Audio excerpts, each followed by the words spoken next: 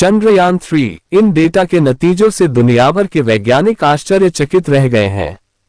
अमेरिकी research professor Jeffrey Gillies डाविस ने एक आर्टिकल में चंद्रयान 3 से जुड़ी तमाम उपलब्धियों के बारे में बात की है। इसरो ने देश के तीसरे मून मिशन चंद्रयान 3 में तब बड़ी सफलता हासिल की जब चांद के दक्षिणी ध्रुव पर उसकी सफलतापूर्वक लैंडिंग करवाए। ऐसा करके इसरो ने कमाल कर दिया। इसके बाद 14 दिनों तक चांद पर चंद्रयान 3 के विक्रम लैंडर और प्रज्ञान रोवर ने कई महत्वपूर्ण डेटा इकट्ठे किए।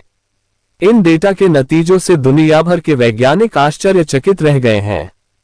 अमेरिकी रिसर्च प्रोफेसर जेफरी गिलिस डाविस ने एक आर्टिकल में चंद्रयान 3 से जुड़ी तमाम उपलब्धियों के बारे में विस्तार से बात की है।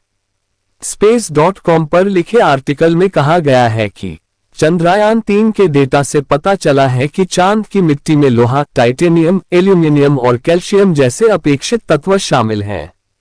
सल्फर का मिलना आश्चर्य कर देने वाला है। वे लिखते हैं, मेरे जैसे ग्रह वैज्ञानिकों को पता है कि चांद के 3 चट्टानों और मिट्टी में सल्फर मौजूद है, लेकिन केवल बहुत कम। इन नए डेटा से पता चलता है कि अनुमान से अधिक सल्फर सांद्रता हो सकती है।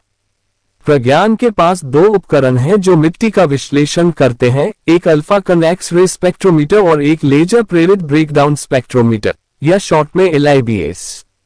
इन दोनों उपकरणों ने लैंडिंग स्थल के पास की मिट्टी में सल्फर को मापा है। वैज्ञानिक का दावा है कि चंद्रमा की मिट्टी में मौजूद सल्फर एक दिन अंतरिक्ष यात्रियों को जमीन से दूर रहने में मदद कर सकता है, जिससे ये माप विज्ञान का एक उदाहरण बन जाएगा जो अन्वेषण को सक्षम बनाता है।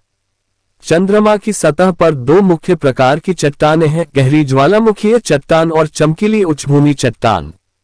पृथ्वी पर प्रयोगशालाओं में चंद्रमा की चट्टान और मिट्टी की संरचना को मापने वाले वैज्ञानिकों ने पाया है कि गहरे ज्वालामुखीय मैदानों की सामग्रियों में चमकीले उच्चभूमि वाले पदार्थों की तुलना में अधिक सल्फर होता है। सल्फर मुख्यतः ज्वालामुखीय गतिविधि से आता है।